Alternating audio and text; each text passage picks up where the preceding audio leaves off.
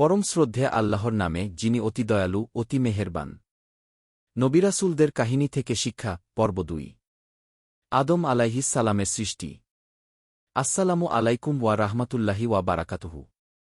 বিসমিল্লাহির রাহমানির রাহিম। আলহামদুলিল্লাহি ওয়া কাফা ওয়া সালাতু ওয়া সালামু আলা ইবাদিহিল্লাযিনা আস্তাফা ওয়া বাদ। সমস্ত প্রশংসা আল্লাহ সুবহানাহু ওয়া তাআলার জন্য। দরুদ ও সালাম বর্ষিত হোক মুহাম্মদ সাল্লাল্লাহু আলাইহি ওয়াসাল্লামের উপর। আমি গত পর্বে যেখানে শেষ করেছিলাম সেখান থেকে আলোচনা চালিয়ে যাব। আপনারা জানেন এটি ছিল আমাদের শুরু করা সিরিজের ভূমিকা অংশ। আমি গতবার শেষ করেছিলাম যেখানে আমরা আলোচনা করছিলাম কেন পূর্ববর্তী নবিরাসুলদের কাহিনীগুলো উল্লেখ করা হয়েছে। আমি একটি পয়েন্ট উল্লেখ করেছিলাম এবং আজ আমি আরও এগিয়ে যেতে চাই। তবে তার আগে আমাদের জন্য এটা জানা গুরুত্বপূর্ণ যে কি কাহিনীকে স্টোরিজ শব্দটি কোথা থেকে এসেছে। কখনো কখনো কুরআনের প্রসঙ্গে কি গল্প শব্দটি ব্যবহার করা যথাযথ মনে হয় না। বরং আমরা বলি কি নবিরাসুলদের জীবনী গিয়ে। কেউ কেউ হয়তো অন্য কোনো শব্দ পছন্দ করবেন। কিন্তু যদি আপনি কুরআনে ব্যবহৃত শব্দ দেখেন, আল্লাহ সুবহানাহু ওয়া তাআলা রাসূলুল্লাহ সাল্লাল্লাহু আলাইহি ওয়াসাল্লামকে বলেন, সুতরাং আপনি তাদের কাছে এই কাহিনীগুলো বর্ণনা করুন যাতে তারা চিন্তা করে কি এই কাহিনীগুলো আমাদের কাছে কেন বর্ণনা করা হয়েছে, যাতে আমরা গভীরভাবে চিন্তা করি এবং কিছু শিক্ষা গ্রহণ করতে পারি। কুরআনে রাসূলুল্লাহ সাল্লাল্লাহু আলাইহি ওয়াসাল্লামকে বলা হয়েছে, হে মুহাম্মদ, আপনি তো তুর পাহাড়ের কাছে ছিলেন না যখন আমরা মূসা আলাইহিস সালামকে ডেকেছিলাম গি। তাহলে আপনি এটা কিভাবে জানলেন? আমি আপনাকে এটা জানিয়েছি। আমরা সৌভাগ্যবান যে আল্লাহ সুবহানাহু ওয়া তাআলা আমাদেরকেও এই বিষয়ে জানিয়েছেন। যেমনটি আমি গতকাল বলেছিলাম, যদি ওহী না থাকত আমরা কখনোই এগুলো জানতে পারতাম না। এজন্য আমরা কি কাহিনী কি শব্দটি বেছে নিয়েছি, কারণ এটি সবচেয়ে কাছাকাছি। বস্তুত সূরা ইউসুফের শুরুতে আল্লাহ সুবহানাহু ওয়া তাআলা বলেন, আমরা আপনাকে সর্বোত্তম কাহিনী শোনাচ্ছি এই কুরআনের মাধ্যমে যা আমরা আপনার কাছে ওহী করেছি গি। সুতরাং এটি কি সর্বোত্তম কাহিনী গে, আল্লাহ নিজেই এটিকে একটি কাহিনী গে বলে অভিহিত করেছেন। এখন আমরা যদি দেখি কেন বা আরও কিছু কারণ যার জন্য এই কাহিনীগুলো উল্লেখ করা হয়েছে, তা হল মুহাম্মদ সাল্লাল্লাহু আলাইহি ওয়াসাল্লাম এবং যে কেউ এই দায়িত্ব পালন করতে চায় তাদের জন্য সান্ত্বনা ও শক্তি প্রদান করা। আল্লাহ কুরআনে বলেন, আমরা আপনার কাছে নবীদের বৃত্তান্ত বর্ণনা করি যা দ্বারা আপনার হৃদয়কে দৃঢ় করি। আর এতে আপনার কাছে সত্য, উপদেশ ও মুমিনদের জন্য স্মরণীয় বস্তু এসেছে গি। সূরা হুদ ১:১-১-২-০। যখন আপনি অতীতের কাহিনীগুলো জানবেন, তখন বর্তমানে আপনার চারপাশে যা ঘটছে তার সাথে আপনি মিল খুঁজে পাবেন। নিশ্চয়ই এই কুরআনে সত্য এসেছে মুমিনদের জন্য উপদেশ ও স্মরণীয় বিষয় হিসেবে। তাই আমরা আল্লাহর কাছে দোয়া করি যেন তিনি আমাদেরকে এই কাহিনীগুলো থেকে উপদেশ গ্রহণ করার তাওফিক দেন। সৃষ্টির শুরু থেকে আলোচনা শুরু করা যাক। সর্বপ্রথম আল্লাহ কলম সৃষ্টি করলেন এবং কলমকে বললেন, লিখো কিয়ামত পর্যন্ত যা কিছু ঘটবে গি। এটি ছিল আল্লাহর নির্দেশ। এটি কিভাবে ঘটল তা আমাদের জানার প্রয়োজন নেই। কেন জানার প্রয়োজন নেই? কারণ কিছু বিষয় আছে যা আমাদের মস্তিষ্ক ও বুদ্ধি বুঝতে অক্ষম। আমরা কখনোই তা পুরোপুরি উপলব্ধি করতে পারব না। যেমন অন্যান্য প্রাণীদের একটি সীমিত বুদ্ধি আছে, তারা মনে করে তারা উন্নত, কিন্তু মানুষের তুলনায় তা নগণ্য। মানুষও মনে করে সে অত্যন্ত উন্নত, তার চোখ আছে। কিন্তু আমরা কি অদৃশ্য জগৎ দেখতে পাই? না। আমরা জিন জাতির অস্তিত্বে বিশ্বাস করি, কিন্তু কি তাদের দেখি? না। আমরা ফেরেশতাদের আগমন প্রস্থানে বিশ্বাস করি, কিন্তু কি তাদের দেখি? না। এর অর্থ হল আমাদের দৃষ্টিশক্তি আল্লাহ কর্তৃক নির্ধারিত একটি সীমার মধ্যে আবদ্ধ। সুতরাং কিছু বিষয় যদি তা কুরআনে বা রাসূলুল্লাহ সাল্লাল্লাহু আলাইহি ওয়াসাল্লামের বিশুদ্ধ সুন্নাহতে উল্লেখ না থাকে, তাহলে আমাদের সেগুলো জানার প্রয়োজন নেই। ইসরায়েলি রিওয়ায়াত, বনী ইসরায়েলের বর্ণনা সম্পর্কে। ইসরায়েল কে? ইসরায়েল হলেন নবী ইয়াকুব আলাইহিস সালাম। তাকে ইসরায়েলও বলা হয়। কিছু বর্ণনা আহলে কিতাব, ইহুদি ও খ্রিস্টান, বিশেষত রাসূলুল্লাহ সাল্লাল্লাহু আলাইহি ওয়াসাল্লামের সময়কার ইহুদি গোত্রগুলোর মাধ্যমে আমাদের কাছে এসেছে। এই বর্ণনাগুলোকে আমরা কিভাবে মূল্যায়ন করব? কারণ মানুষ এগুলো পড়ে থাকে। যেমনটি আমি গতকাল বলেছিলাম, সকল ঐশী গ্রন্থের মধ্যে কিছু মিল আছে। এই রিওয়ায়াতগুলো ৩ প্রকার। ১. যেগুলোকে কুরআন বা সুন্নাহ খণ্ডন করেছে এবং যার সাথে মতবিরোধ রয়েছে, সেগুলো আমরা সম্পূর্ণভাবে বাতিল করে দেব। 2 যেগুলোকে কুরআন অথবা নবী সাল্লাল্লাহু আলাইহি ওয়াসাল্লামের সুন্নাহ স্বীকৃতি দিয়েছে সেগুলো আমরা গ্রহণ করব, এ কারণে নয় যে সেগুলো রিওয়ায়াতে ইসরাইলিয়া হতে পাওয়া গেছে, বরং এ কারণে যে সেগুলো আমাদের বর্ণনায় পাওয়া গেছে এবং নবী সাল্লাল্লাহু আলাইহি ওয়াসাল্লাম জানিয়ে এসেছেন তার সাথে সামঞ্জস্যপূর্ণ। 3 যেগুলো সম্পর্কে কুরআন কিছু বলেনি, সুন্নাহ কিছু বলেনি, সেগুলো না খণ্ডন করা হয়েছে না স্বীকৃতি দেওয়া হয়েছে, সেগুলোর জন্য আমাদের একটি নীতি রয়েছে। আমরা বলি লা নুসাদ্দিকু ওয়া লা নুকাইবুগ, আমরা না তা বিশ্বাস করি না আমরা তা অস্বীকার করি। আমরা সেগুলো ধরে রাখি, আমরা সেগুলো পড়তে পারি, এটি আমাদের মনে সামান্য তথ্য তৈরি করতে পারে, কিন্তু আমরা না তা বিশ্বাস করি না প্রত্যাখ্যান করি। আমাদের প্রকৃতপক্ষে সেই বিবরণগুলো জানার প্রয়োজন নেই। তাই এটি একটি অত্যন্ত গুরুত্বপূর্ণ বিষয়। আল্লাহ সুবহানাহু ওয়া তাআলা ফেরেশতাদের সৃষ্টি করলেন, তারপর তিনি জিন জাতিকে সৃষ্টি করলেন। অত্যন্ত চমকপ্রদভাবে তিনি আরেকটি জাতি সৃষ্টি করলেন যাকে বিন জাতি বলা হয়। ইবনে কাসির রাহিমাহুল্লাহ তার একটি কিতাব আল বিদায়া ওয়ান নিহায়ায় এটির উল্লেখ করেছেন, যা এই সিরিজের জন্যও আমি প্রধানত ব্যবহার করেছি। তাই তিনি সেখানে বলেন যে আল্লাহ সুবহানাহু ওয়া তাআলার একটি বিশেষ সৃষ্টি বা সৃষ্টি ছিল যাদেরকে বিন বলা হতো, বিন। আর তারা পৃথিবীতে ছিল, এবং পৃথিবীতে তারা বিশৃঙ্খলা ও ধ্বংস সৃষ্টি করেছিল ইত্যাদি। তাই আল্লাহ জিনদেরকে পৃথিবীতে বিনদের মোকাবেলা করার জন্য পাঠালেন। তাই জিনেরা এসে তারা বিনদের মোকাবেলা করল, এবং তারা তাদের পরাজিত করল ও তাদের উপর প্রবল হয়ে গেল এবং তাদের সম্পূর্ণভাবে ধ্বংস করে দিল। আর জিনদের নেতাকে ছিল একজনের নাম ইবলিস।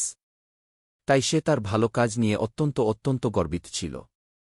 এজন্যই আমরা এ থেকে একটি শিক্ষা বলি, যখনই আপনি একটি ভালো কাজ করেন তা যেন আপনাকে অহংকারী না বানায় এবং আপনি যেন না ভাবেন যে আমি পবিত্র, আমি ধার্মিক, অন্যজন কিছুই নয়। না, আমরা বইকে তার প্রচ্ছদ দিয়ে বিচার করি না প্রথমত। এবং দ্বিতীয়ত, আপনি যে স্তরেই থাকুন না কেন, আপনার চেয়ে উপরে যারা আছে তাদের দিকে তাকান এবং নিজেকে বলুন, আমি এখনও কোথাও পৌঁছাইনি। আল্লাহ সুবহানাহু ওয়া তাআলা আমাদেরকে ভালো কিছু দান করুন। এবং একটি সম্ভাবনা রয়েছে যে যারা আমাদের চেয়ে নিচে বলে মনে হয়, তারা হয়তো আমাদেরকে অতিক্রম করে যাবে অনেক দূর, অর্থাৎ খুব দূরে, তারা কোনো এক পর্যায়ে আমাদের চেয়ে এগিয়ে থাকবে। তাই আমরা যদি তাদের সম্পর্কে কথা বলি এই ভেবে যে এই লোকেরা আমাদের চেয়ে নিচে, কে জানে, আল্লাহ এমন একটি দিন সৃষ্টি করতে পারেন যখন তারা আমাদের অতিক্রম করে যাবে। তাহলে ইবলিসের কি হল? সে অত্যন্ত গর্বিত হয়ে গেল। সে এত খুশি ছিল যে যখনই আসমানবাসীদেরকে সম্বোধন করা হতো, তাকেও তাদের একজন হিসেবে সম্বোধন করা হতো। তাকে ফেরেশতাদের মতো সম্বোধন করা হতো। আপনি জানেন, আমি একটি গাধার উদাহরণ দিতে চাই এবং আমি বলি, যখন লোকেরা আপনাকে দেখতে এসেছে, সম্পূর্ণ সম্প্রদায় এসেছে এবং তারা তাদের গাধায় চড়ে এসেছে। আপনি বলবেন সম্প্রদায় আমাদের দেখতে এসেছে, কিন্তু আপনি বলবেন না যে তাদের গাধাগুলোও এসেছে কারণ গাধা সম্প্রদায়ের অংশ। এটি এসেছে এবং এখন আপনার কাছে এসেছে। আপনি এটি উল্লেখ করেন না। তাই যখন আল্লাহ মালাইকা, ফেরেশতাদের কথা বলেন, ইবলিসও এর মধ্যে অন্তর্ভুক্ত ছিল। ইবলিসও এর মধ্যে অন্তর্ভুক্ত ছিল, কিন্তু সে তাদের মধ্যে থেকে ছিল না। সে শুধু অন্তর্ভুক্ত ছিল কারণ সে ঘটনাচক্রে একটি ভালো জিন ছিল। আজকাল যেমন আমরা বলি, ওহ, সে তো একজন ফেরেশতার মতো, কি সে তো ফেরেশতা সাদিশকু ইত্যাদি। আমরা কি সত্যিই বোঝাতে চাই যে তারা জিবরিল আলাইহিস সালামের মর্যাদায় পৌঁছে গেছে? উত্তর হল না। বরং আমরা বোঝাতে চাই যে তারা অত্যন্ত ভালো মানুষ ইত্যাদি। তেমনিভাবে ইবলিসও সে সময় ভালো ছিল। এরপর আল্লাহ সুবহানাহু ওয়া তাআলা সূরা আল বাকারায় ফেরেশতাদের কাছে একটি অত্যন্ত গুরুত্বপূর্ণ বিষয় প্রকাশ করলেন। কুরআনের একেবারে শুরুতে আল্লাহ এ বিষয়ে বলছেন, যা অত্যন্ত চমকপ্রদ, যখন তোমার রব ফেরেশতাদের বললেন, নিশ্চয় আমি পৃথিবীতে একজন খলিফা সৃষ্টি করতে যাচ্ছি। খলিফার অর্থ কি? এর দুটি গুরুত্বপূর্ণ অর্থ রয়েছে। 1. যে অন্য কারো স্থলাভিষিক্ত হয় বা অন্য কারো পদ গ্রহণ করে। এটি প্রথম অর্থ। যেমন আবু বকর সিদ্দিক রাদিয়াল্লাহু আনহুকে রাসূলুল্লাহ সাল্লাল্লাহু আলাইহি ওয়াসাল্লামের খলিফা বলা হতো। তিনি ও পরবর্তী খুলাফায়ে রাশেদিন রাসূলের স্থলাভিষিক্ত হয়ে তার কাজ চালিয়ে গেছেন। 2. যে একের পর এক আসে, ধারাবাহিকভাবে স্থলাভিষিক্ত হয়। এই অর্থটি এখানে বেশি প্রযোজ্য। ফেরেশতারা মারা যায় না। জিন জাতি দীর্ঘদিন বেঁচে থাকে, তাদের মৃত্যু সম্পর্কে আল্লাহই ভালো জানেন। কিন্তু পৃথিবীর সবকিছুর একটি নির্দিষ্ট আয়ু থাকে। আদম আলাইহিস সালাম এসেছিলেন, কিছুকাল পর তার সন্তানরা এসেছে। তিনি চলে গেলেন, তার সন্তানরা এল। তারাও গেল, তাদের পরবর্তীরা এল। আমরা এখন আছি, আমরাও চলে যাব। অর্থাৎ আমরা সবাই ধারাবাহিকভাবে একে অপরের স্থলাভিষিক্ত হচ্ছি। এটাও খলিফার অর্থ। তাই যখন আল্লাহ বলেন, আমি পৃথিবীতে একজন খলিফা সৃষ্টি করব, এর অর্থ এও হতে পারে যে তারা একের পর এক আসবে। তারা পৃথিবীর শেষ পর্যন্ত থাকবে না, কিন্তু ধারাবাহিকভাবে আসতে থাকবে। ফেরেশতারা তখনই একটি প্রশ্ন করলেন, হে আল্লাহ, আপনি কি এমন কাউকে সৃষ্টি করবেন যারা পৃথিবীতে ফাসাদ সৃষ্টি করবে, রক্তপাত ঘটাবে, অথচ আমরা আপনার পবিত্রতা ঘোষণা করি ও আপনার ইবাদত করি? আল্লাহ উত্তরে বললেন, নিশ্চয় আমি যা জানি তোমরা তা জান না। সমস্ত জ্ঞান আল্লাহর কাছেই রয়েছে।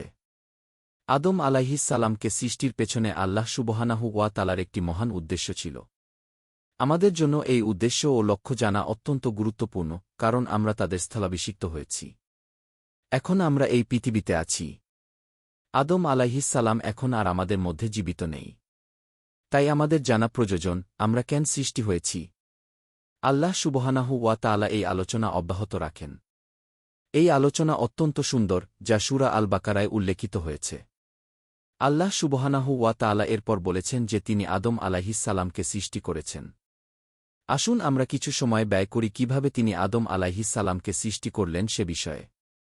কুরআনে একাধিক শব্দ ব্যবহৃত হয়েছে।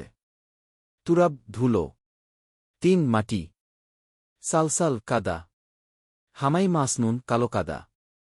এই শব্দগুলোর অর্থ কি? একটি হল ধুলো, একটি হল মাটি, একটি হল কাদা, আর একটি হল কালো কাদা। একই সৃষ্টির জন্য এতগুলো শব্দ কেন ব্যবহৃত হয়েছে? কারণ এটি মানব সৃষ্টির বিভিন্ন পর্যায়কে চিত্রিত করছে।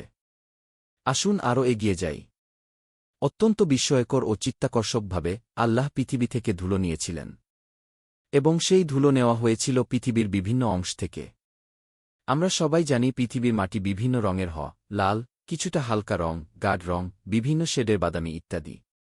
তিনি এই বিভিন্ন রঙের মাটি নিয়েছিলেন পৃথিবীর বিভিন্ন প্রান্ত থেকে, উপত্যকা থেকে, পর্বতের চূড়া থেকে, বালুময় অঞ্চল থেকে, পাথুরে এলাকা থেকে ইত্যাদি। আল্লাহ সুবহানাহু ওয়া তাআলা এগুলো সব একত্রিত করলেন। এজন্যই আজকাল মানবজাতির ক্ষেত্রে আমরা কি শব্দটি ব্যবহার করি, লোকেরা যে জিন্স পরিধান করে তা নয়। মানুষের ভিতরের জিনকে বোঝাচ্ছি। আমরা কি বুঝি? যদি কিছু আপনার জিনে থাকে, তাহলে সেটা আপনার সন্তানদের মধ্যে প্রবাহিত হওয়ার সম্ভাবনা থাকে, বংশগতভাবে। সুতরাং আদম আলাইহিস সালাম সৃষ্টি হয়েছিলেন বিভিন্ন ধরনের, বিভিন্ন রঙের এবং বিভিন্ন গুণাবলীর মাটি থেকে। এজন্য তার বংশধরদের মধ্যেও রয়েছে বিভিন্ন রঙের মানুষ। কিছু মানুষ রয়েছে যাদের সাথে মিশতে সহজ, কিছু মানুষ রয়েছে যাদের সাথে মিশতে খুব কঠিন, কিছু মানুষ রয়েছে যারা অত্যন্ত কঠোর, শক্তিশালী, ক্ষমতাশালী, আবার কিছু মানুষ রয়েছে যারা দুর্বল। আল্লাহ সুবহানাহু ওয়া তাআলা আমাদের মধ্যম পথ দান করুন, এবং আল্লাহ সুবহানাহু ওয়া তাআলা আমাদেরকে সেরাদের অন্তর্ভুক্ত করুন। আল্লাহ সুবহানাহু ওয়া তাআলা সবাইকে এত ভিন্নভাবে সৃষ্টি করেছেন। এজন্যই আমাদের মধ্যে রয়েছে বিভিন্ন রং, বিভিন্ন শেড, বিভিন্ন মনোভাব এবং বিভিন্ন চরিত্র ও বৈশিষ্ট্য। আমরা আল্লাহর কাছে প্রার্থনা করি তিনি যেন আমাদেরকে সর্বোত্তম গুণাবলী দান করেন। আমরা আল্লাহর কাছে প্রার্থনা করি তিনি যেন আমাদের ও আমাদের সন্তানদের জন্য দরজা খুলে দেন। এবং আমরা আল্লাহ সুবহানাহু ওয়া তাআলার কাছে সর্বদা আমাদের উপর রহমত বর্ষণের জন্য প্রার্থনা করি। আল্লাহ সুবহানাহু ওয়া তাআলা এরপর ব্যাখ্যা করেন কিভাবে তিনি এই মানুষটিকে সৃষ্টি করলেন। আপনারা কি জানেন যে বর্ণনায় এসেছে, আল্লাহ সুবহানাহু ওয়া তাআলা প্রথমে ধুলো নিয়েছিলেন, তারপর তাতে পানি মিশিয়ে মাটি বানালেন। এরপর তিনি তা গঠন করলেন, কাদায় পরিণত করলেন এবং কিছু সময়ের জন্য রেখে দিলেন। কুরআনে এজন্য ব্যবহৃত শব্দ হল কুকাল ফাখার কি কুমোরের কাদার মতো। কেন কুমোরের কাদার মতো বলা হয়েছে কিন্তু সরাসরি কি কুমোরের কাদা বলা হয়নি? কারণ কুমোরের কাদাকে পোড়ানোর জন্য তাপ ব্যবহার করা হয়, কিন্তু মানুষ সৃষ্টিতে কোনো তাপ ব্যবহার করা হয়নি। সুবহানাল্লাহ! যদি আল্লাহ বলতেন কি কুমোরের কাদা, তাহলে তা তাপ ব্যবহার বোঝাত। কিন্তু তিনি বলেছেন কি কুমোরের কাদার মতো, কারণ এখানে একটি জিনিস অনুপস্থিত, তা হল তাপ। আল্লাহু আকবার! আদম আলাইহিস সালামের আকার কত বড় ছিল? বর্ণনায় এসেছে সিত্তুনা জিরান 60 হাত। এক হাত বলতে সাধারণত কনুই থেকে কবজি পর্যন্ত দৈর্ঘ্য বোঝায়, প্রায় 3045 সেমি। তবে সে সময়ের পরিমাপ ভিন্ন হতে পারে। এ হিসেবে আদম আলাইহিসসালামের উচ্চতা ছিল প্রায় ১.৮ মিটার থেকে ৬.০ মিটার। তিনি ছিলেন অতিকায়।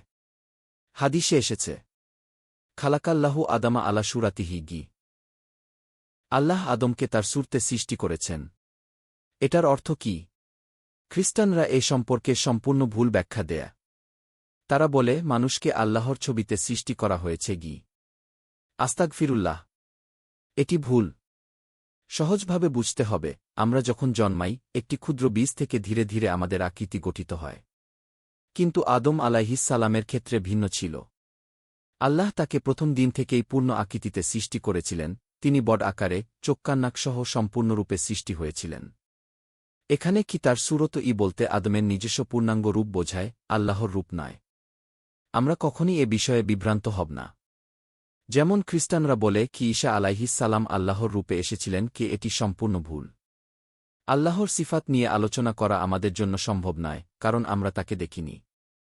আল্লাহ যখন আদম আলাইহিসসালামকে কিছু সময়ের জন্য রেখে দিলেন, তখন ইবলিস, যে তখনও খুবই ধার্মিক ছিল, ভাবতে লাগল, আল্লাহ এটা কেন করলেন? আমি তো পৃথিবীতে গিয়ে সব সমস্যার সমাধান করেছি, ইবাদত করেছি, আর এখন আল্লাহ অন্য কাউকে সৃষ্টি করলেন। ইবলিস আদমকে লক্ষ্য করতে শুরু করল, উপরনিচ থেকে তাকে পর্যবেক্ষণ করল, তার আকার, পেট, গঠন সব দেখল। একটি বর্ণনা এসেছে, ইবলিস যখন আদমের ভেতর খালি জায়গা দেখল, তখন সে ভাবল, এটা তো স্থির নয়। এটাকে আমি নিয়ন্ত্রণ করতে পারব কি? রূহ, আত্মা ফুঁক দেওয়ার আগে ইবলিস প্রতিজ্ঞা করল, যদি সুযোগ পাই আমি এটাকে পথভ্রষ্ট করব। যদি এটাকে আমার চেয়ে উচ্চ মর্যাদা দেওয়া হয়, আমি কখনই এটার অনুসরণ করব না গি। এটাই ছিল তার প্রথম পাপ, অহংকার। সে নিজেকে অত্যধিক পবিত্র মনে করেছিল। শিক্ষা: আল্লাহ যখন আমাদের সালাত কবুল করেন, আমরা যেন না ভাবি যে আমরা তার উপর অনুগ্রহ করছি, বরং আমরা নিজেরাই উপকৃত হচ্ছি। কখনই নিজেকে অন্যের চেয়ে উত্তম ভাব না। যে ব্যক্তি আমাদের চেয়ে কম ধার্মিক বলে মনে হয়, সে হয়তো অন্য উপায়ে বেশি ত্যাগ স্বীকার করছে এবং আমাদের চেয়ে আল্লাহর বেশি নিকটবর্তী। অহংকারের পরিণতি: ইবলিসের অহংকার তাকে অন্যের প্রতি হীনমন্যতা দেখাতে বাধ্য করেছিল। সে মনে করেছিল যে সে শ্রেষ্ঠ। আল্লাহ আমাদেরকে এই ধরনের অহংকার থেকে রক্ষা করুন। আমিন। এই বিশ্বাসটি যে নিজেকে অত্যধিক পবিত্র ভাবা বা আমি সেরা এমন অনুভূতি, এটি আমাদের কি করে তোলে? আল্লাহ আমাদের রক্ষা করুন। এটি আমাদের অন্যদের প্রতি হীনমন্যতায় ভরা দৃষ্টিতে দেখতে বাধ্য করতে পারে। অর্থাৎ আমরা যেন মনে করি তারা আমাদের চেয়ে নিচু। একে বলা যায় শ্রেষ্ঠত্বের জটিলতা। আল্লাহ আমাদের রক্ষা করুন। ইবলিসের সাথে ঠিক এটাই ঘটেছিল। যখন ইবলিস এটা দেখল, সে অত্যন্ত বিরক্ত ও রাগান্বিত হয়ে প্রতিজ্ঞা করল। তারপর আল্লাহ সুবহানাহু ওয়া তাআলা আদম আলাইহিসসালামের দেহে রূহ বা আত্মা ফুঁকে দিলেন। এটা কোথা থেকে শুরু হয়েছিল?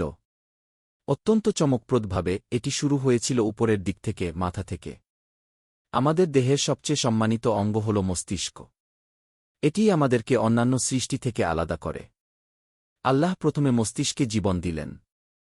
তারপর যখন আত্মা আসতে শুরু করল, অর্থাৎ যখন জীবন আসতে শুরু করল, সবকিছু মাংস ও রক্তে পরিণত হতে লাগল।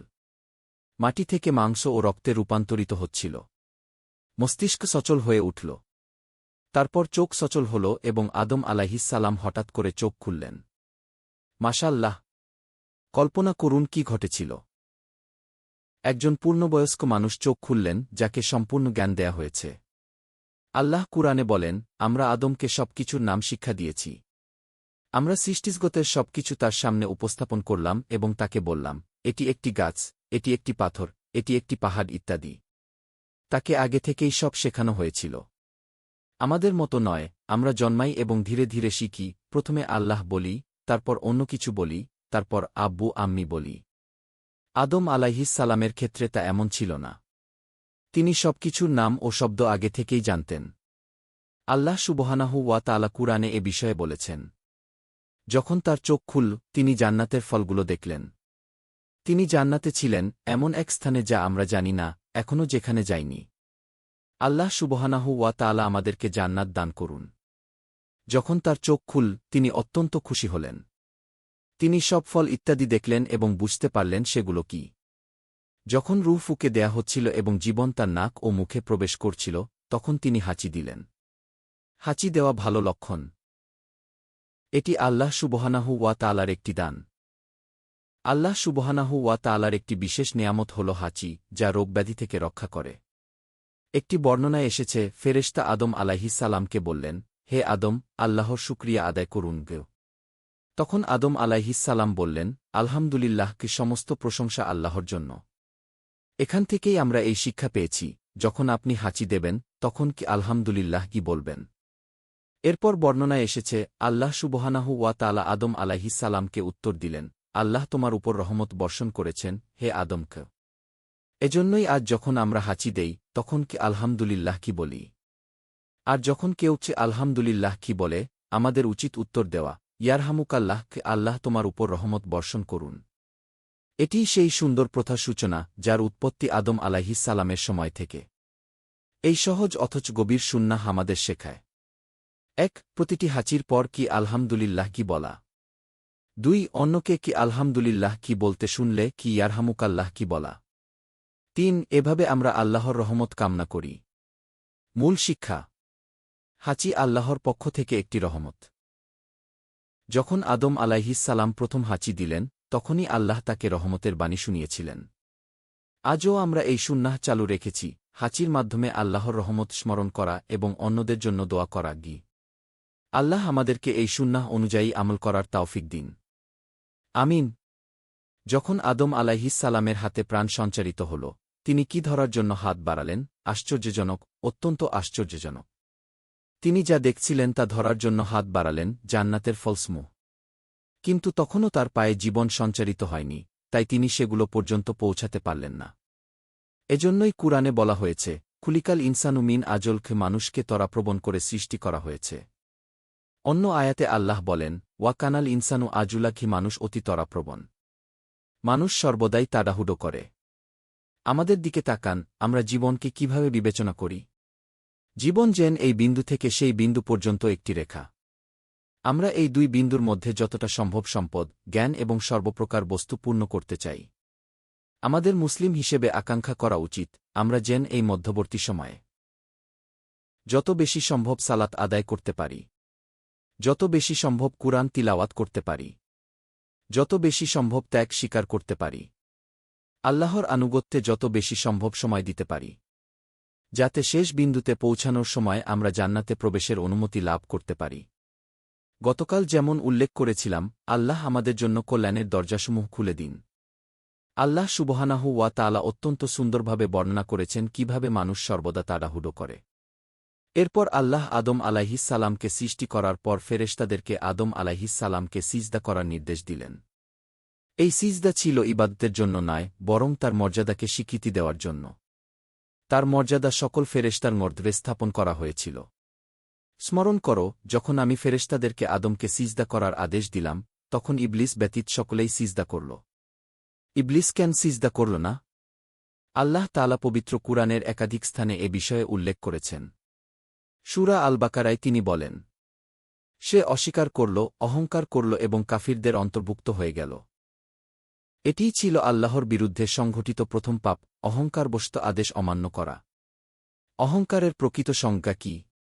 নবী করিম সাল্লাল্লাহু আলাইহি ওয়াসাল্লাম বলেছেন, অহংকার হল সত্যকে প্রত্যাখ্যান করা এবং মানুষকে তুচ্ছতাচ্ছিল্য করা।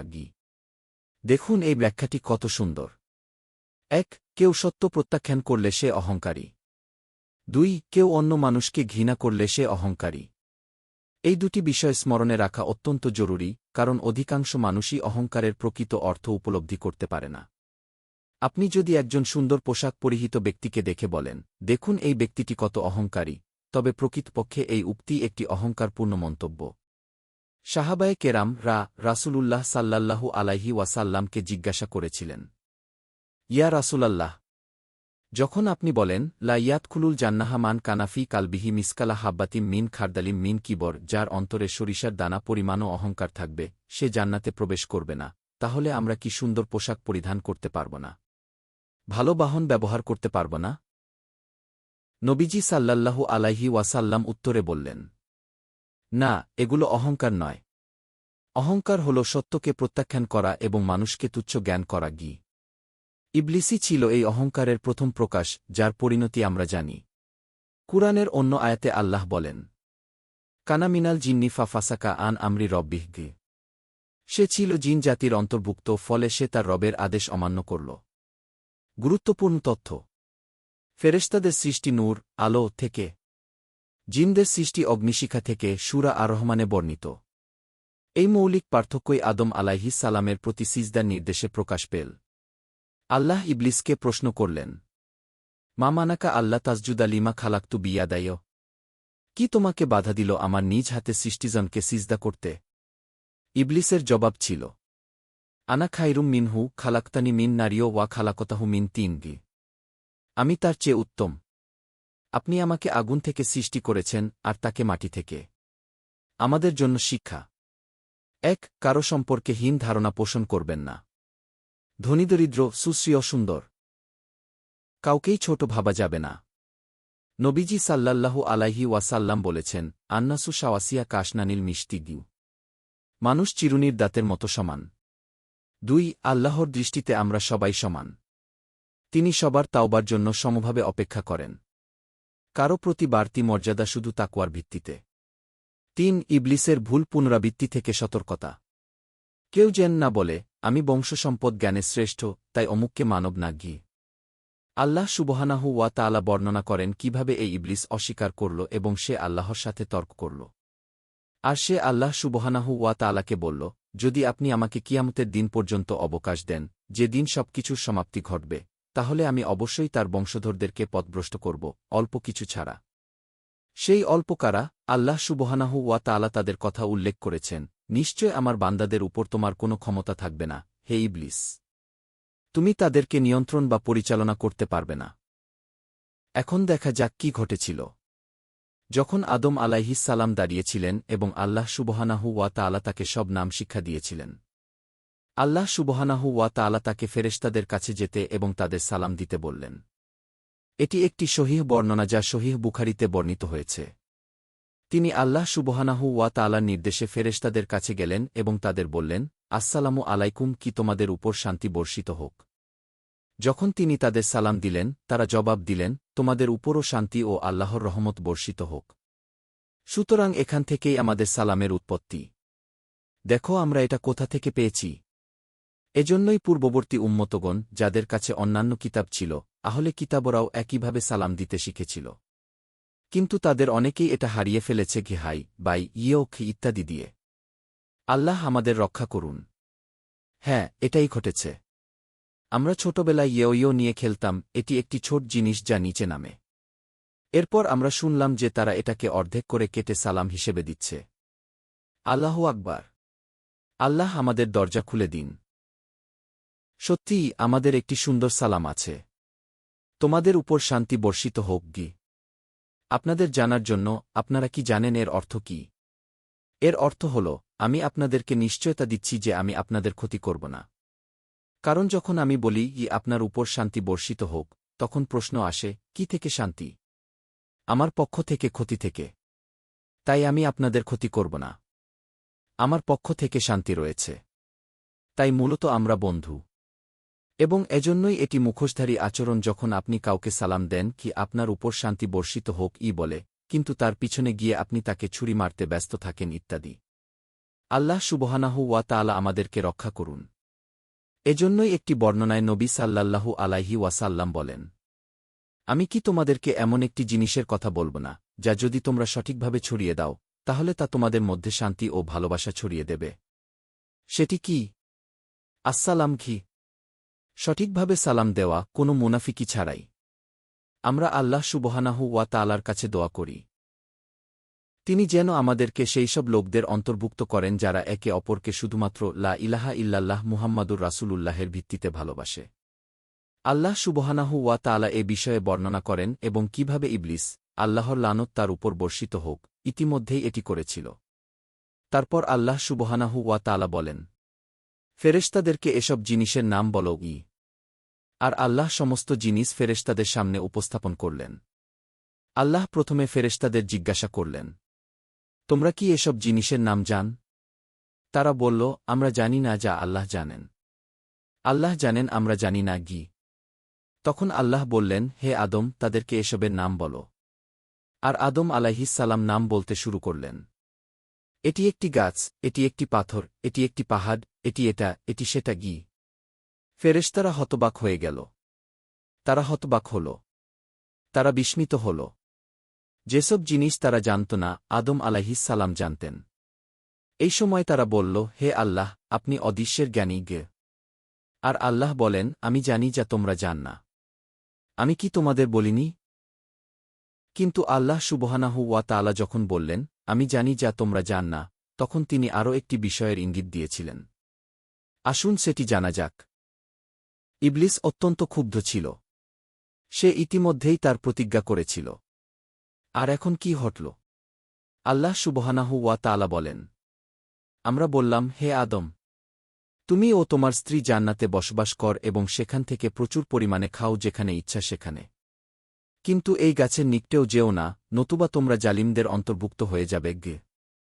আমরা আদম আলাইহিসসালামকে বলেছিলাম, তুমি ও তোমার স্ত্রী এখানে বসবাস করতে পার। তোমরা জান্নাতে একসাথে থাকবে। যা ইচ্ছা তা করতে পার। যা ইচ্ছা তা খেতে পার। কিন্তু একটি জিনিস করতে পারবে না। সেই নির্দিষ্ট গাছের ফল খেতে পারবে না। কেউ হয়তো প্রশ্ন করতে পারে, আল্লাহ নিষেধাজ্ঞা রাখলেন কেন? যেমন আল্লাহ শূকর সৃষ্টি করলেন অথচ তা খেতে নিষেধ করলেন। এটার উত্তরে বলব, মনে করুন গণিত পরীক্ষা। শুধু যোগ শেখানো হয় না, বিয়োগও শেখানো হয়। শুধু গুণ শেখানো হয় না, ভাগও শেখানো হয়। আল্লাহু আকবার। এভাবেই আল্লাহ আমাদের পরীক্ষা নেন। এক, আদেশ পালনের মাধ্যমে রুহানিয়াতের এক অংশের বিকাশ ঘটে। 2, নিষেধ বর্জনের মাধ্যমে অন্য অংশের পরিশুদ্ধি আসে।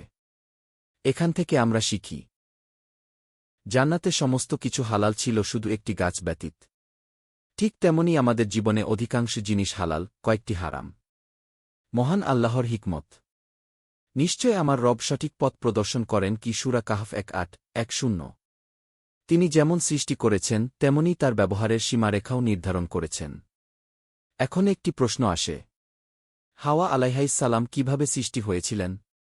এটি অত্যন্ত চমৎকার একটি প্রশ্ন যার উত্তরও অপরূপ সৌন্দর্যে ভরা। বর্ণনাসমূহ থেকে জানা যায়, আদম আলাইহাইসালাম ছিলেন একমাত্র মানব সৃষ্টি, তার মতো দ্বিতীয় কেউ ছিল না। একাকিত্ব তাকে পীড়া দিত। কেন তিনি একাকিত্ব অনুভব করতেন? ফেরেশতারা অসংখ্য, কিন্তু মানবজাতি ছিলেন কেবল তিনি একা। তাই তিনি আল্লাহর কাছে সঙ্গী কামনা করতেন, যে তার জন্য সান্ত্বনা ও প্রশান্তির কারণ হবে। অবশেষে একদিন নিদ্রা থেকে জাগ্রত হয়ে তিনি দেখলেন তারই অনুরূপ এক সৃষ্টিকে। এ থেকে আমরা কি শিক্ষা পাই? নারীকে আল্লাহ তাআলা পুরুষের জন্য বিশেষ নেয়ামত হিসেবে দান করেছেন। সুবহানাল্লাহ। সুতরাং আমরা আল্লাহ সুবহানাহু ওয়া তাআলার কাছে প্রার্থনা করি, তিনি যেন আমাদেরকে সেসব লোকদের দলভুক্ত করেন যারা এই মহান নেয়ামতের যথার্থ মূল্যায়ন করতে পারে। দুঃখের বিষয়, অনেকেই এ সত্যটি ভুলে যায় এবং উপলব্ধি করতে ব্যর্থ হয় যে নারী প্রকৃতপক্ষে আল্লাহর পক্ষ থেকে এক মহান উপহার। কিন্তু আমি মুসলিম বোনদের দ্রুত একটি স্মরণ করিয়ে দিতে চাই, আপনারা এমনভাবে জীবনযাপন করুন যেন আপনারা একটি নেয়ামত স্বরূপ হন, কখনো বোঝা নয়। আমিন। আল্লাহ সুবহানাহু ওয়া তাআলা ইরশাদ করেন, আদম আলাইহিসসালামের পাশেই হাওয়া আলাইহাসসালামকে দাঁড় করানো হয়েছিল। সূরা আন-নিসার প্রারম্ভে আল্লাহ তাআলা নারীর সৃষ্টির কথা উল্লেখ করে বলেন, তিনি আদম থেকে তার সঙ্গিনী হাওয়া সৃষ্টি করেছেন গিয়ে। এখানে কি তা থেকে কি বলতে আদম আলাইহিসসালাম থেকে হাওয়া আলাইহাসসালামের সৃষ্টির ইঙ্গিত দেওয়া হয়েছে। গুরুত্বপূর্ণ দিক, নারী পুরুষ পরস্পরের পরিপূরক। হাওয়া আলাইহাসসালামকে আদম আলাইহিসসালামের সঙ্গিনীকে বলা হয়েছে। কুরআনের ভাষ্য অনুযায়ী এটা আল্লাহর বিশেষ হিকমত। কোনোভাবেই এই আয়াতের অপব্যাখ্যা করে নারীকে অসম্মানিত মনে করা যাবে না, বরং এটা আল্লাহর কুদরতের নিদর্শন যে তিনি আদম আলাইহিসসালাম থেকেই হাওয়া আলাইহাসসালামকে সৃষ্টি করেছেন। হে আল্লাহ, আমাদেরকে আপনার এই নেয়ামতের শুকরিয়া আদায়কারী বানান। আমিন। এখন কিছু মানুষ লজ্জিত বোধ করে এবং তারা বলে, না, আমরা মানুষের থেকে সৃষ্টি হইনি। তাহলে লজ্জার কি আছে? আমরা মলা মাটির থেকে সৃষ্টি হয়েছি। অন্তত তোমরা এমন কিছু থেকে সৃষ্টি হয়েছ যেটি আগেই জীবিত ছিল। আল্লাহু আকবার। সুবহানাল্লাহ। এতে লজ্জার কোনো বিষয় নেই। আমরা এখন এখানেই আছি। চলো আমরা এখন কোথায় আছি সে বিষয়ে কথা বলি। এটি ইতিহাস।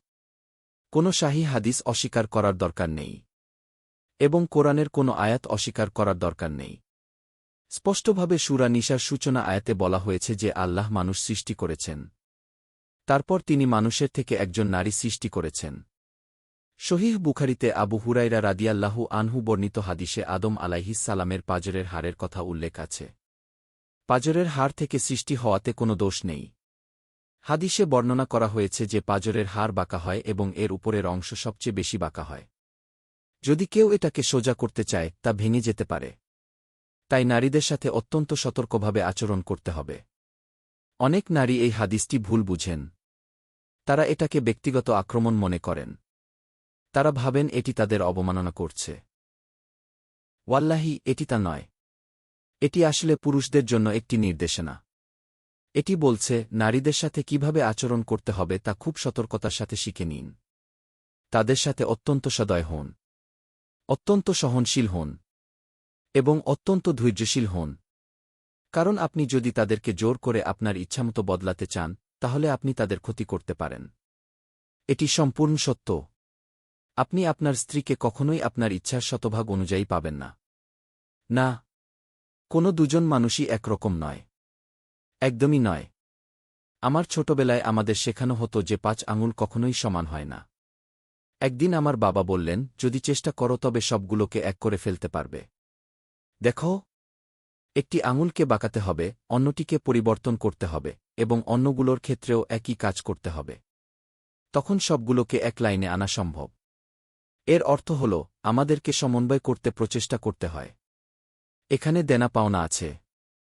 আল্লাহ সুবহানাহু ওয়া তাআলা আমাদেরকে উত্তমতা দান করুন। তারপর আসে ইবলিসের পরিকল্পনার বিষয়। সে জান্নাতে বসেছিল। সে দেখছিল, পর্যবেক্ষণ করছিল। দেখো, আল্লাহ একটি মাত্র নিষেধাজ্ঞা দিয়েছেন।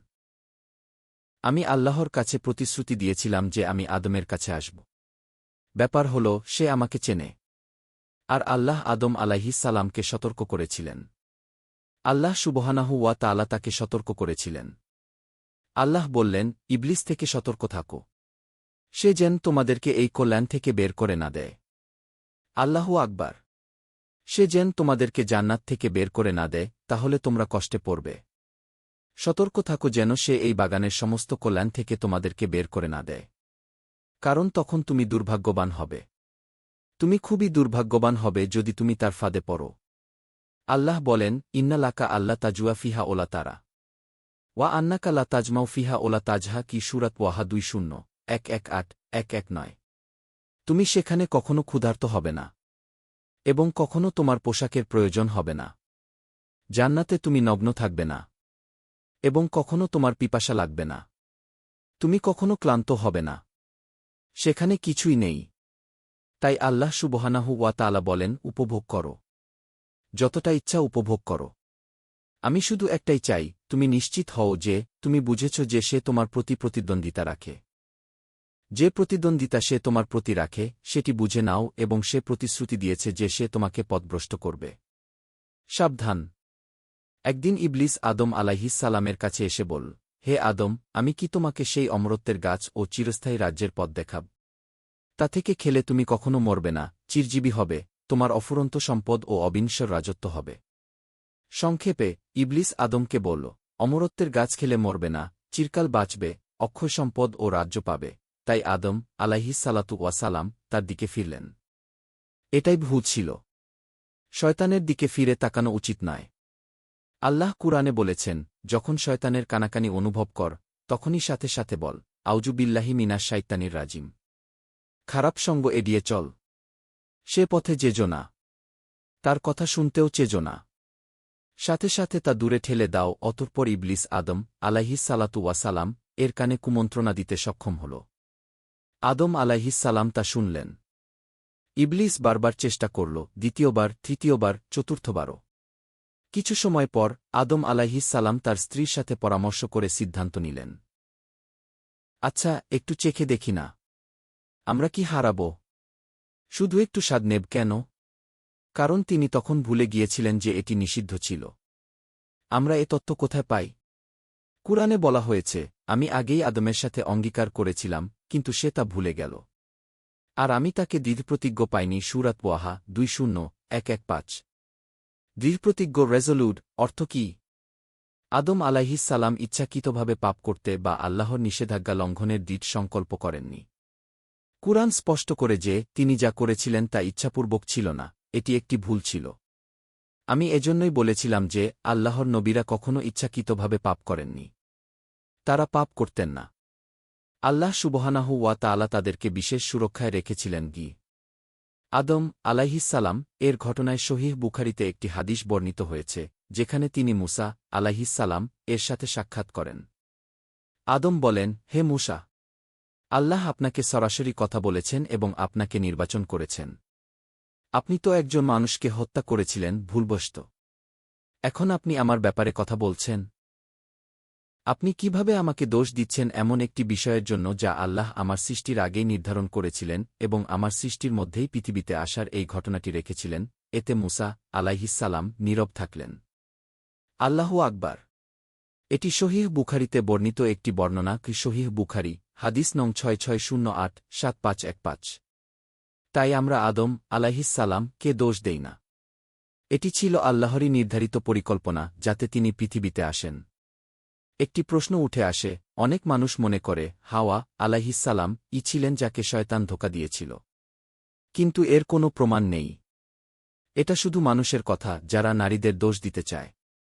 তারা বলে নারীই প্রথম পাপ করেছিল, নারীর কারণেই আমরা সবাই পথভ্রষ্ট হয়েছি ইত্যাদি। কিন্তু কুরআন বা সুন্নাহতে এর কোনো শক্ত প্রমাণ নেই।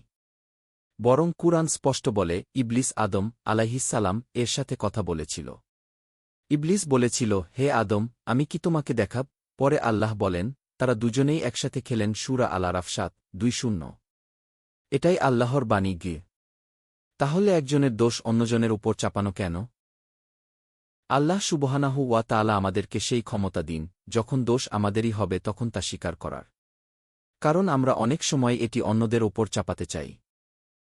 আমরা এ থেকে শিখি, যখনই আমাদের ভুল হবে তা সরাসরি স্বীকার করব। অন্যদের দোষ দিয়ে নিজেকে মুক্ত করার চেষ্টা করব না। আল্লাহ সুবহানাহু ওয়া তাআলা বলেন, তারা সেই গাছ থেকে খেলেন। আর যখন তারা খেলেন, জানতে চান কি ঘটল? আল্লাহ বলেন, খাওয়ার সাথে সাথেই তাদের লজ্জাস্থান প্রকাশিত হয়ে গেল। তারা জান্নাতের গাছের পাতা দিয়ে নিজেদিক ঢাকতে ছুটলেন। আল্লাহ কিছুক্ষণ আগেই বলেছিলেন, তোমাদের কখনো কাপড়ের প্রয়োজন হবে না, কারণ তোমাদের লজ্জাস্থান প্রকাশ পাবে না। কিন্তু গাছ থেকে খাওয়ার পরই তারা আবরণের প্রয়োজন অনুভব করল। এটি ছিল প্রথম পরিবর্তন। 1. তারা তাদের কাজে লজ্জিত হলেন। 2. তাদের নিজেদিক ঢাকতে হল। এরপর আল্লাহ সুবহানাহু ওয়া তাআলা কুরআনে অদ্ভুতভাবে বলেন, এটি আজকের শেষ পয়েন্ট। আদম আলাইহিসসালাম আল্লাহর কাছ থেকে কিছু বিশেষ বাক্য পেলেন, যার মাধ্যমে আল্লাহ তাকে ক্ষমা করলেন। এই বাক্যগুলো কি ছিল? শক্তিশালী বাক্য।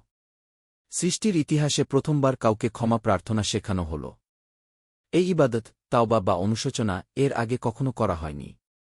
আল্লাহ প্রথম আদমকে এটি শিখালেন। ফেরেশতারা আবারও বিস্মিত হলেন। এটি এক নতুন ইবাদত যা আগে কেউ করেনি। আদম আলাইহিসসালাম সেই বাক্যগুলো পেয়ে সাথে সাথে উচ্চারণ করলেন। তিনি ও তার স্ত্রী দুজনেই বললেন, হে আমাদের রব, আমরা নিজেদের উপর জুলুম করেছি। আপনি যদি আমাদের ক্ষমা না করেন, যদি আমাদের উপর রহম না করেন, তাহলে আমরা ক্ষতিগ্রস্ত হয়ে যাব। আল্লাহ বলেন, তিনি তাকে সাথে সাথে ক্ষমা করলেন। এ থেকে আমরা কি শিখি? মানুষের জন্য সবচেয়ে শক্তিশালী ইবাদতগুলোর একটি হল ইস্তিগফার, ক্ষমা প্রার্থনা। কারণ এজন্যই মানুষ সৃষ্টি করা হয়েছে। মানুষকে স্বাধীন ইচ্ছাশক্তি দেওয়া হয়েছে। ফেরেশতাদের মতো যারা পাপ করতে পারে না, মানুষ পাপ করতে পারে কিন্তু তাকে তা থেকে বিরত থাকতে বলা হয়েছে। আর যখনই পাপ করে ফেলে, সাথে সাথে আল্লাহর ক্ষমা চাইতে হবে। এজন্যই কুরআনের অনেক জায়গায় আল্লাহ বলেন, হে আমার বান্দারা, যারা নিজেদের উপর জুলুম করেছ, তোমরা আমার রহমত থেকে নিরাশ হজো না। আমি সব গুনাহ ক্ষমা করব। শুধু আমার কাছে ক্ষমা চাওয়ার প্রয়োজন। তাই এই শিক্ষা গ্রহণ করা আমাদের জন্য অত্যন্ত গুরুত্বপূর্ণ। আল্লাহর কাছে ক্ষমা প্রার্থনা করার সময় আমাদের 4টি শর্ত পূরণ করতে হবে। 1. পাপটি স্বীকার করতে হবে। 2. এতে অনুতপ্ত হতে হবে। 3. আল্লাহর কাছে ক্ষমা চাইতে হবে। 4. ভবিষ্যতে এটি না করার দৃঢ় প্রতিজ্ঞা করতে হবে। এই 4টি শর্ত পূরণ হলে আপনার পাপ সম্পর্কে অন্য কাউকে জানাতে হবে না। এটি শুধুমাত্র আপনাকে ও আল্লাহর মধ্যেই সীমাবদ্ধ থাকবে। পাপটি সম্পূর্ণরূপে মুছে যাবে। আল্লাহু আকবার। এ বিষয়ে আপনার মনে কোনো সন্দেহ রাখবেন না। আল্লাহ সুবহানাহু ওয়া তাআলা আমাদেরকে এই 4টি শর্ত বুঝার এবং তা পূরণ করার তৌফিক দিন। ইনশাআল্লাহ আমরা আগামী পর্বে আলোচনা অব্যাহত রাখব। আমরা আল্লাহর কাছে আমাদের গুনাহগুলো ক্ষমা করার জন্য প্রার্থনা করি। আমরা আল্লাহর কাছে দোয়া করি যেন তিনি আমাদের জন্য নতুন দরজা খুলে দেন, যাতে আমরা আবারও মিলিত হতে পারি এই আলোচনার ধারাবাহিকতা নিয়ে।